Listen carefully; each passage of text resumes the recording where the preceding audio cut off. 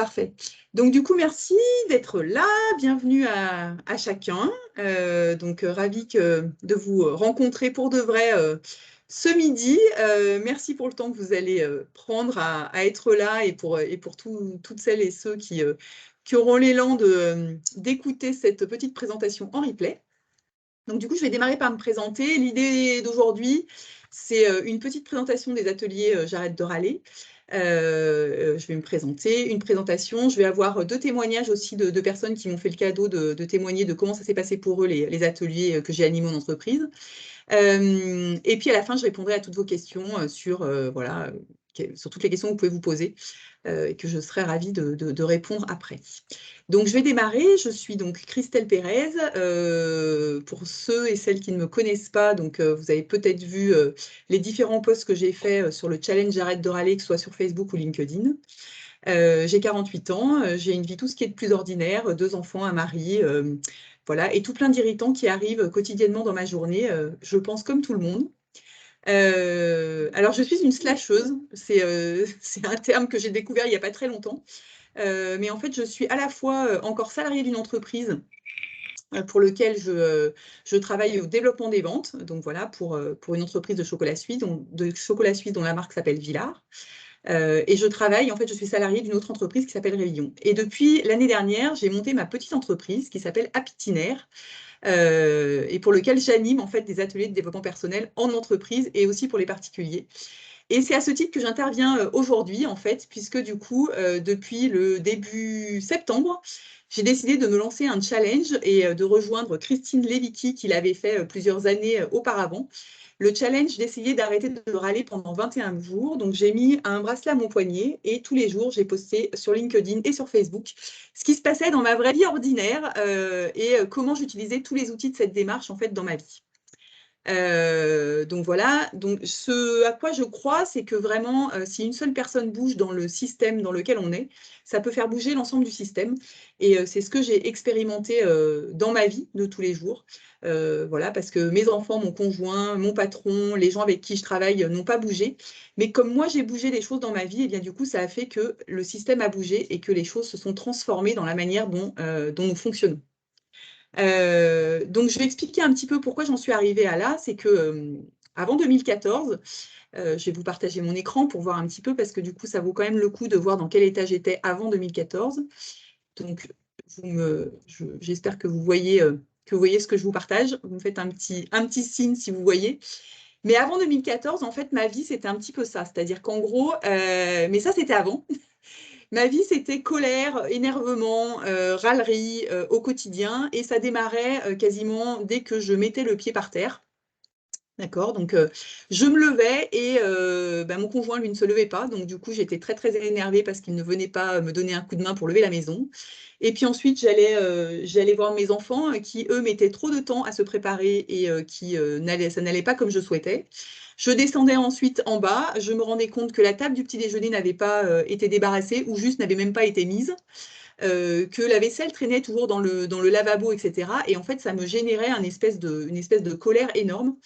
Et je passais 1 heure de 7h à 8h du matin, donc avant de partir au boulot, en étant dans cette espèce d'état d'énervement permanent. Et quand je me mettais à mon travail ensuite à partir de 8h, j'avais l'impression d'être complètement vidée.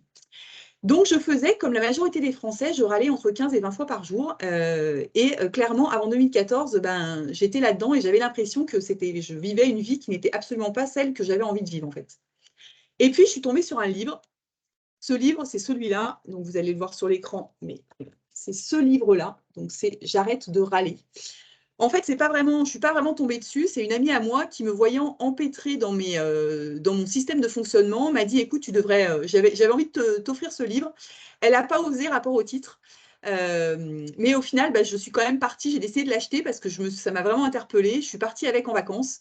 J'ai dévoré ce livre et j'ai pris une claque énorme. Je me suis rendu compte que Christine Levicki, qui est l'autrice du livre, avait vécu la même chose que moi, à se sentir complètement coincée dans une vie qui ne lui convenait pas, avec tous les soirs, en fait, un espèce de sentiment de ne pas avoir vécu comme elle avait envie de vivre, avec la joie, avec la légèreté, etc. Et d'être vraiment dans quelque chose de très, très douloureux, de résistance, d'énervement, qui était pas ce qu'elle voulait vivre. Et le truc, c'est que je me suis dit, waouh, en fait, il y a une autre voie est possible. Une autre voie différente de celle que je suis en train de vivre est possible. Et c'est ce qu'elle raconte dans ce livre, en fait. Comment est-ce qu'elle a fait pour transformer sa vie ordinaire dans quelque chose qui était beaucoup plus facile et beaucoup plus simple pour elle en utilisant tout un tas d'outils. Et c'est ce que ce livre raconte. Et moi, en fait, du coup, j'ai fait pareil. Voilà, j'ai décidé de cheminer avec cette démarche. Alors, je suis partie 2 jours et demi en atelier à Lyon pour vraiment transformer en fait et comprendre mieux tous ces outils.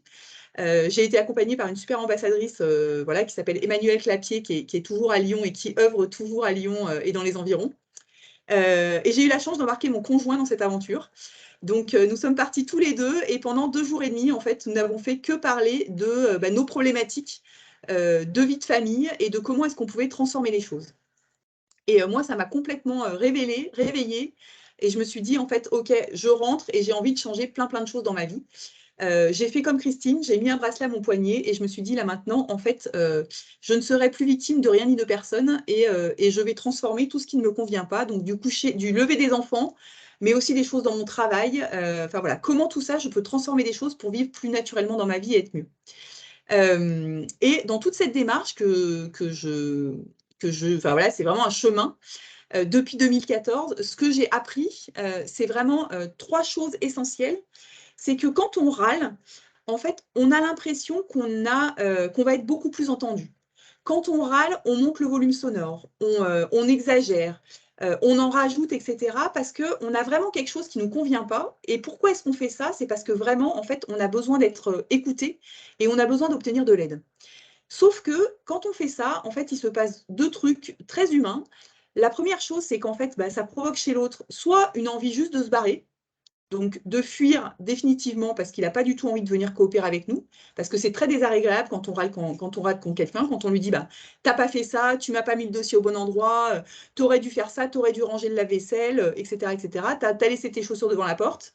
Ça, c'est super désagréable et humainement parlant, on n'a pas du tout envie en fait de venir aider l'autre.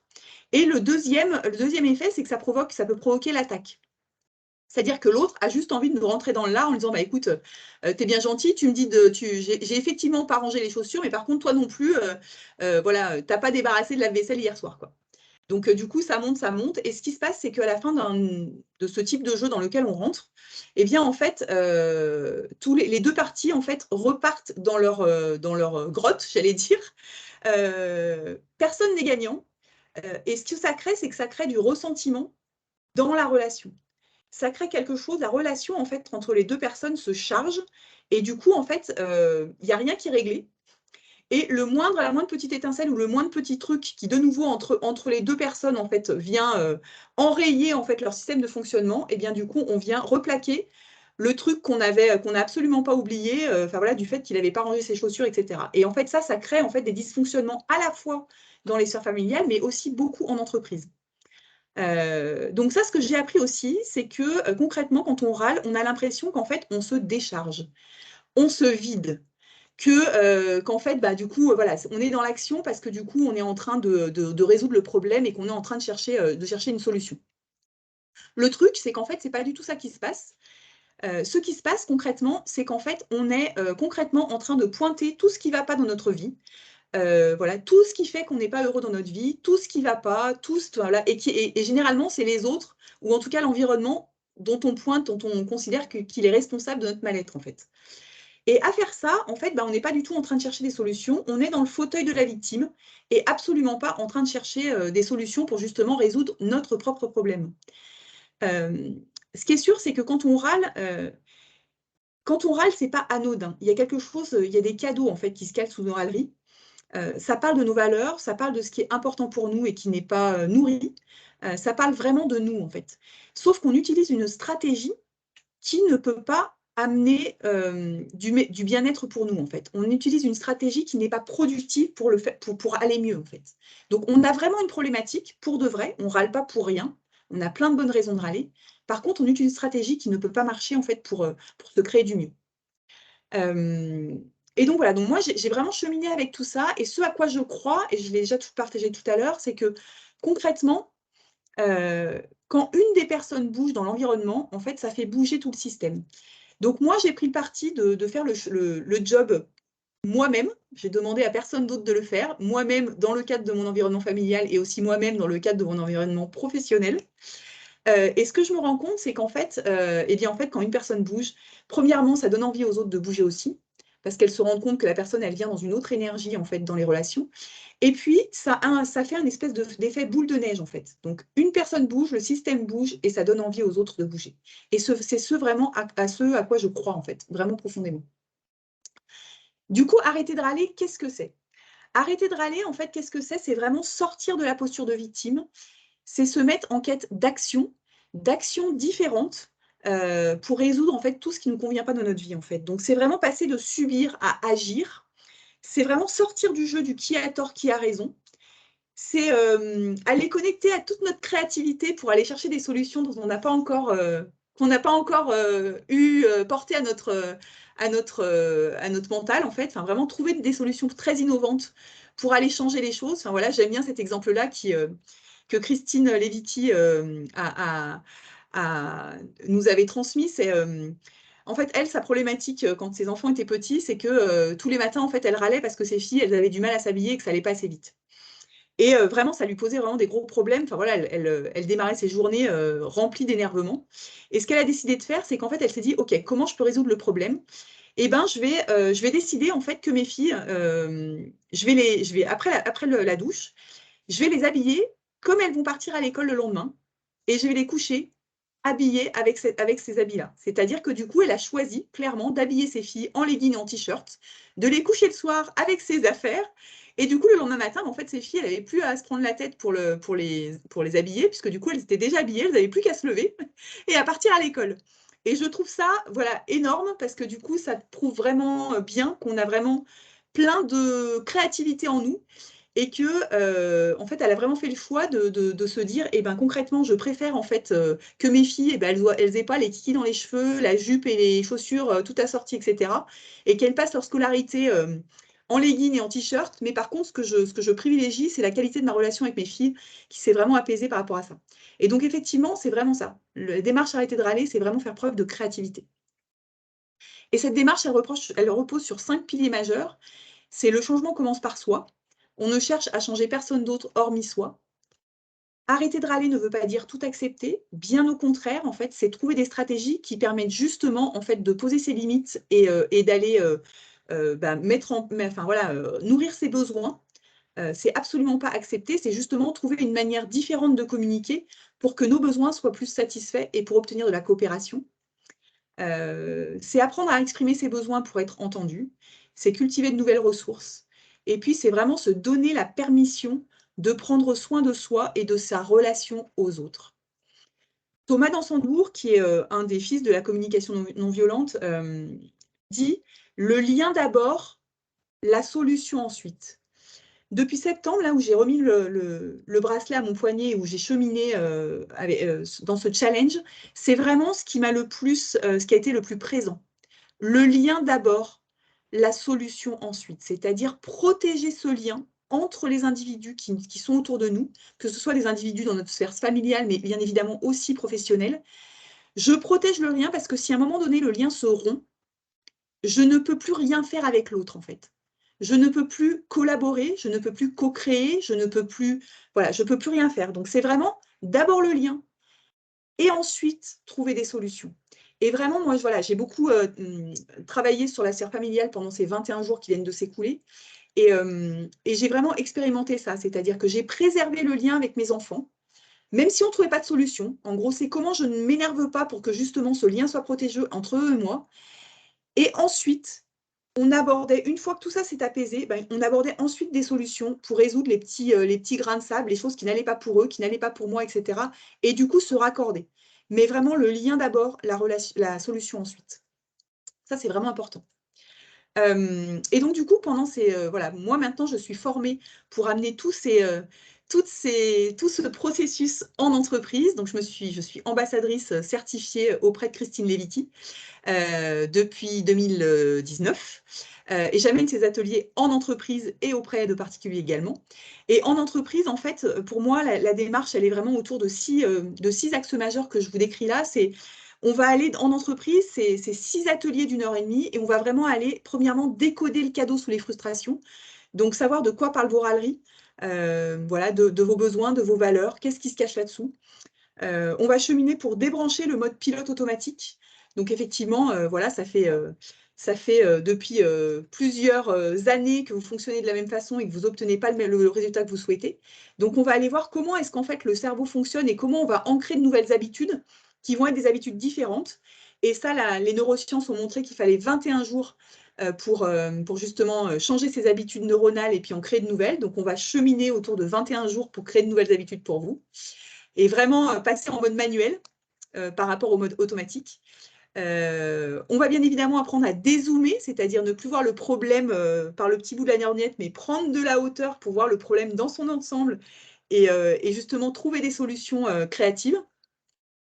On va parler de lâcher prise, c'est-à-dire délaisser les situations qui ne peuvent être changées, dialoguer différemment pour obtenir plus de coopération, et puis aussi décider, choisir ses combats, décider ce qui compte vraiment et avancer en ancrant de nouvelles habitudes. Donc, vous comprenez, j'arrête de râler, ce n'est absolument pas uniquement changer les mots qui sortent de notre bouche, mais vraiment, c'est tout un processus transformationnel qui se met en place. Et c'est pour ça que c'est un processus sur du long terme. Donc, c'est 6 ateliers en entreprise d'1 h 30 dans lequel voilà, il y a plein d'exercices. Il y a à la fois de l'enseignement et des exercices. Mais l'idée, vraiment, c'est de créer du mieux. Enfin, c'est vraiment une démarche individuelle. Donc, c'est chaque individu qui va venir cheminer au travers de ces ateliers. Et en même temps, ça crée du collectif. Ça crée du changement collectif au sein de l'entreprise. Et c'est ça qui est vraiment génial. C'est vraiment ce que partagent les personnes en fait, qui ont cheminé dans les entreprises que j'ai déjà accompagnées. C'est vraiment créer du mieux ensemble, en fait. Et ça, c'est vraiment, vraiment important. Donc voilà, du coup, clairement, le parcours J'arrête de râler, c'est une démarche vraiment responsabilisante. Donc, pour le salarié, c'est une démarche qui fait vraiment gagner en autonomie, en confiance et puis en audace.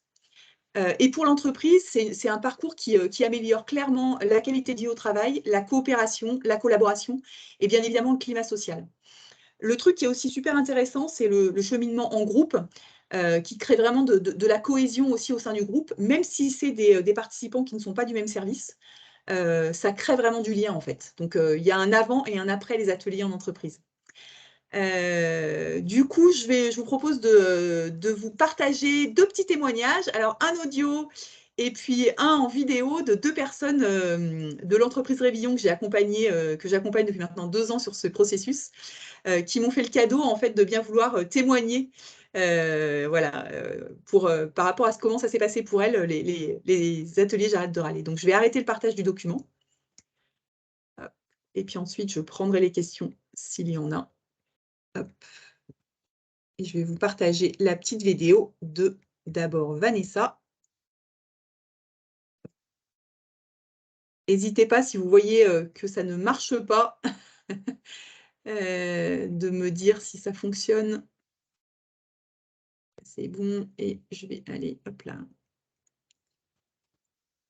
Est-ce que vous voyez bien mon écran? Est-ce que c'est tout bon? Vanessa, j'ai suivi les ateliers J'arrête de râler il y a 2 ans. Déjà, les ateliers J'arrête de râler, c'était ma bulle de bonne humeur, d'oxygène dans la semaine.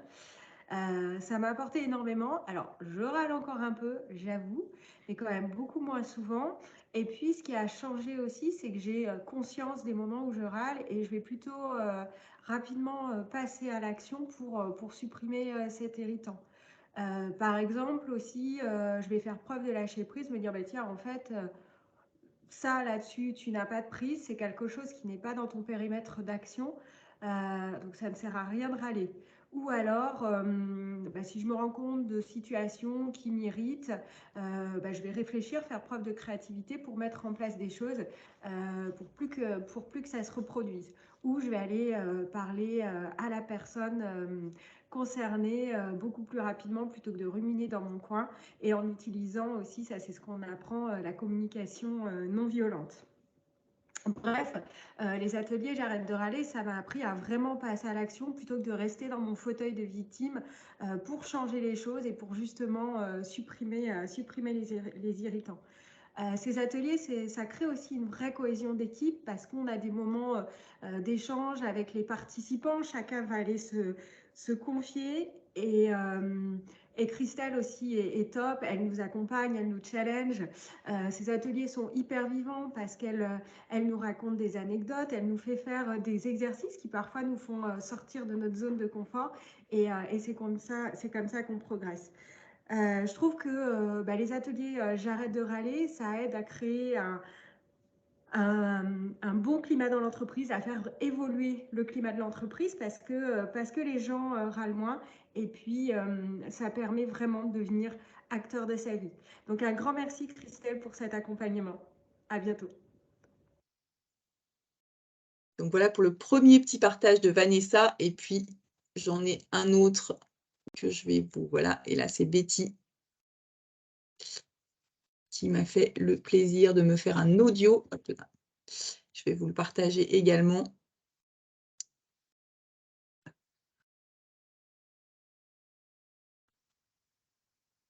Qu'est-ce que je suis venue chercher dans les ateliers J'arrête de râler?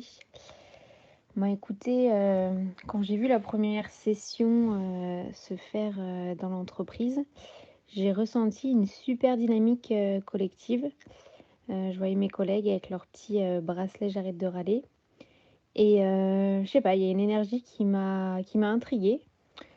Du coup, je me suis dit, allez, je me lance. Je suis pas forcément une râleuse de base, mais j'avais envie de voir ce que je pouvais découvrir un peu plus de moi-même à travers ces sessions. Du coup, qu'est-ce que ça m'a apporté? Déjà pendant, ce qui était super intéressant, c'est qu'on a eu plusieurs sessions. On les a fait entre midi et 2. Et en fait, c'était vraiment le moment de couper un peu avec la journée de travail et de prendre ce moment à soi, de se poser sur finalement dans ma journée, qu'est-ce qui me pesait, qu'est-ce qui me rendait heureuse. Et finalement, ce que j'ai trouvé le plus intéressant pour moi, c'est vraiment de me repositionner en acteur, en actrice de ma vie, en fait, sur des choses qui pouvaient me peser, notamment mon réveil du matin, le rythme que je donnais à ma journée. Et à travers ces sessions, les échanges avec les autres, la façon dont Christelle a pu nous poser les sujets, je me suis dit, bon, déjà, on a des problématiques, on a tous les mêmes, donc c'est rassurant. Et ce fauteuil de la victime, ça m'a complètement parlé. Je me suis dit, mais oui, en fait, tout est entre mes mains finalement. Et ça m'a redonné vachement finalement d'espoir, d'envie de reprendre en main des choses qui me coûtaient au quotidien, mais pour lesquelles je m'étais conditionnée, adaptée. Donc voilà, encore aujourd'hui, à des moments, je me pose, je fais l'analyse et je me dis, là, ma petite, tu es en train de te mettre dans le fauteuil de la victime, reprends ta vie en main, remets-toi en acteur de ce que tu es, de ce que tu as envie d'être et de ce qui te rend heureuse et qui te donne le smile une fois que tu vas te coucher, quoi.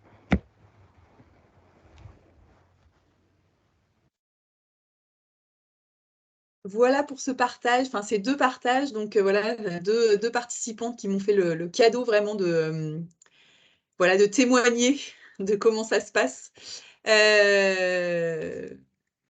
Donc voilà, donc du coup, J'arrête de râler. Alors voilà, moi je suis ambassadrice certifiée.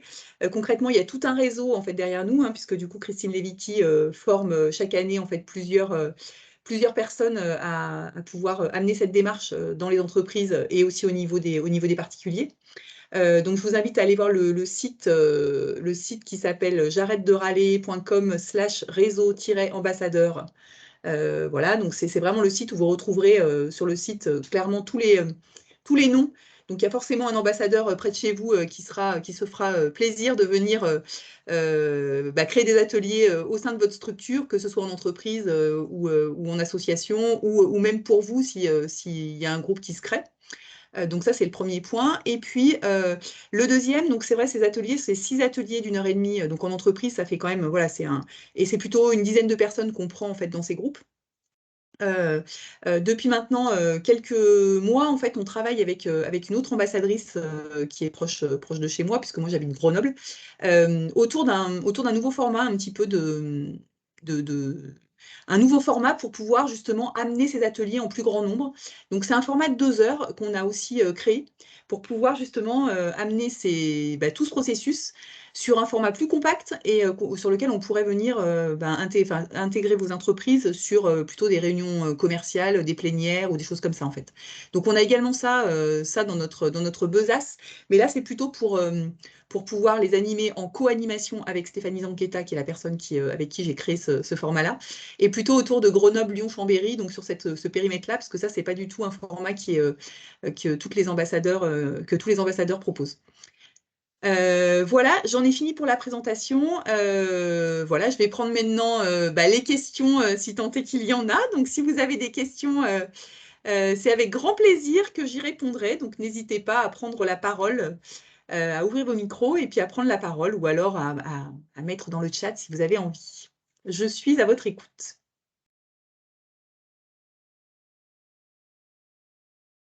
Moi, je voulais te dire, tu m'entends, Christelle? Oui, Nadia, ouais. C'était très clair et ça donne envie de se remettre dans le challenge et de reprendre les rênes. Voilà, moi, c'est ça que je garde des témoignages, c'est de reprendre les rênes des choses et de ne plus se laisser envahir. Moi, ça me parle beaucoup, je travaille beaucoup sur mes émotions. Et c'est vrai que je ne les travaille pas forcément avec le prisme de j'arrête de râler, que je connais bien, que j'ai fait à de nombreuses reprises, mais que je n'ai pas réussi. Hein. Je n'ai jamais réussi à faire les 21 jours sans changer de bracelet. Donc, merci. Ça donne envie vraiment de s'y remettre. Super, dans mon entreprise, ça serait bien nécessaire, mais pour le moment, ce n'est pas l'ordre du jour. Mais ça serait bien nécessaire. Merci Nadia de ce partage. Merci à toi, Christelle. Je coupe mon micro. Ouais, c'est pas facile. C'est pas facile. Ça demande vraiment un effort. Enfin voilà, et moi j'ai fait 8 fois le challenge. Hein, je viens de terminer ma 8e fois. Et c'est de plus en plus facile, c'est ça qui est génial. Donc la question que souvent on me pose, c'est donc du coup, tu râles plus maintenant, tu râles plus jamais? Donc la réponse, c'est non, moi aussi, je râle encore. Pourquoi? Parce qu'en fait, de toute manière, les irritants qu'on a travaillés dans les différents challenges, et moi j'en ai travaillé plein, en fait, il y en a des nouveaux en fait, qui arrivent. La vie est impermanente, donc du coup, il y a plein de nouveaux irritants qui arrivent, qui viennent nous percuter, qui viennent nous challenger.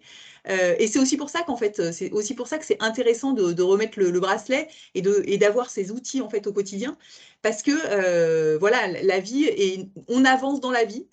Et la vie nous amène aussi des sacrés irritants. Enfin bon, voilà, on est quand même passé des périodes de Covid où c'était un bel irritant bien commun.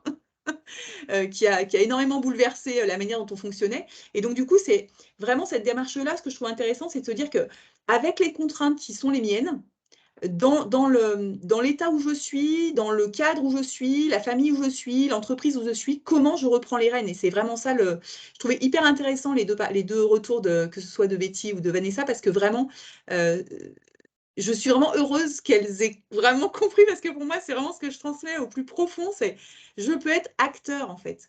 J'ai tout entre les mains pour changer la manière dont je fonctionne et dont les choses se passent dans ma vie en fait. Je n'attends plus que les choses se passent. Je suis dans l'action en fait. Et c'est vraiment ça que je trouve ultra puissant.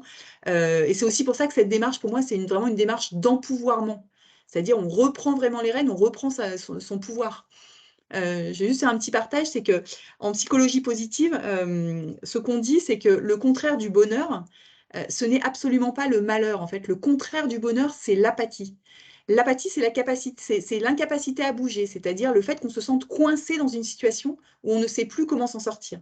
Et pour moi, la démarche J'arrête de râler, c'est justement ça, ça permet vraiment une mise en action en fait.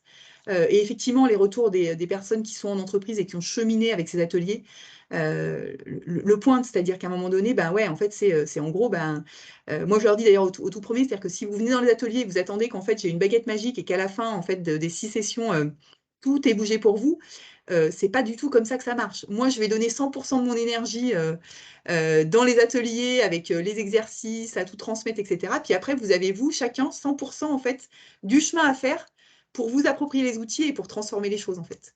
Mais voilà. Merci Nadia de ce partage. Isabelle, si tu as envie de prendre la parole. Ouais, moi j'ai adoré suivre ton challenge parce que voilà, je le trouvais très bien illustré, très concret, très ancré dans le quotidien. Et donc, je trouve que c'est super inspirant de voir le vécu de situations qu'on connaît plus ou moins tous. Donc, je trouve ça super. Après, moi, la question que je me pose, c'est j'ai du mal, en fait, à voir la différence avec la CNV. Étant formée à la CNV, qui est pour moi l'origine. Alors, certes, Christine Léviquet a eu l'idée de mettre un challenge, c'est son truc, ce qui est super aidant, hein, de le mettre sous forme un petit peu de jeu, d'expliquer les choses avec d'autres mots. Mais pour moi, le fondement, et c'est vraiment ça, enfin, c'est vraiment ce qu'amène à faire la CNV, c'est-à-dire la responsabilisation, la connaissance de ses besoins, apprendre à les identifier déjà, à voir quelle est sa part, à préserver le lien, tu le disais, en premier, à co-construire des solutions ou à hiérarchiser qu'est-ce que je veux vraiment. Enfin, voilà, donc c'est juste l'interrogation que j'ai, mais ce qui n'enlève rien à la puissance du processus tel qu'il est pratiqué. Hein. Tout à fait. Donc, en fait, effectivement, la CNV, c'est… Alors, nous, en fait, dans la CNV, on a un atelier, en fait, autour de ça, dans les ateliers J'arrête de râler au boulot, qui vraiment reprend ce que tu viens d'expliquer. Pour moi, en fait, c'est pas uniquement l'outil, tu vois. Enfin, en fait, le chemin, ce qui est intéressant, en fait, dans les ateliers, c'est pour moi que il y a une espèce de chemin. Alors, bien évidemment, on parle de besoins, etc., mais c'est aussi se remettre au centre de sa vie, choisir ses combats. En fait, on va aller dans quelque chose de… ouais, je trouve un peu plus large, en tout cas. Enfin, moi, j'ai l'impression que c'est un tout petit peu plus large que juste, enfin, juste, c'est énorme la CNV, hein, mais voilà, que cette partie-là, en tout cas, Ouais. on élargit un peu plus le champ d'investigation dans les ateliers, et c'est pour ça que c'est super intéressant aussi. Et puis effectivement, voilà, des ateliers de CNV, souvent, c'est pas forcément un espèce de processus, ou en tout cas, il n'y a pas un espèce de parcours comme ça. Là, effectivement, en 6 ateliers, on arrive à couvrir le champ de la CNV et un peu plus large. Et du coup, tu as vraiment donné les clés, et je partage avec toi, Isabelle, c'est qu'effectivement, la force aussi, c'est le challenge derrière qui permet, au-delà des 6 ateliers, d'aller vraiment dans la vraie vie, mettre en pratique, mettre en pratique, mettre en pratique. Enfin voilà, c'est essayer, se planter, ça ne marche pas, changer, trouver une autre solution, etc., etc. Enfin voilà, et là, voilà, et c'est comme ça qu'on transforme en fait petit à petit. Et effectivement, voilà, moi, je fais les 6 ateliers, et ensuite, j'accompagne, j'ai tout un module où justement, j'accompagne dans le challenge en fait pendant 21 jours tous les participants des ateliers. Donc chouette. Merci Isabelle. Merci de ce partage. Est-ce que MX a envie de prendre la parole s'il y a des questions ou des choses comme ça, ou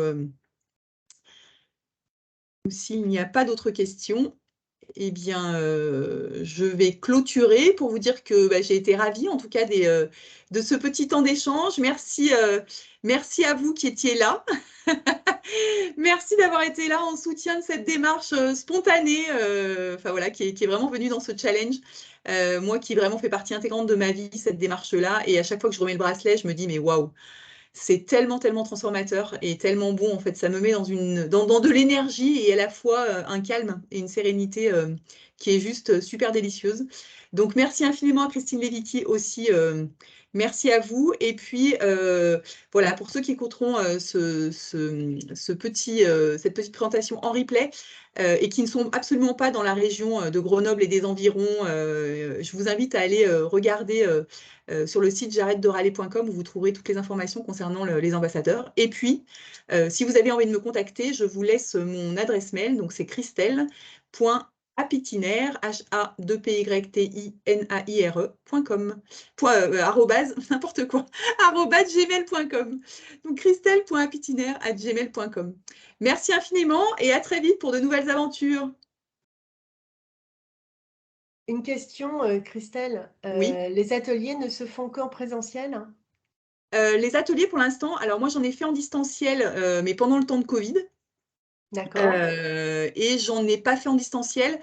Clairement, l'idée, c'est que chaque ambassadrice puisse avoir un réseau autour de chez elle, chaque ambassadeur puisse avoir le réseau autour de chez elle, pour éviter justement le fait qu'on prenne des gens de droite à gauche pour pouvoir faire D'accord. des animations en visio.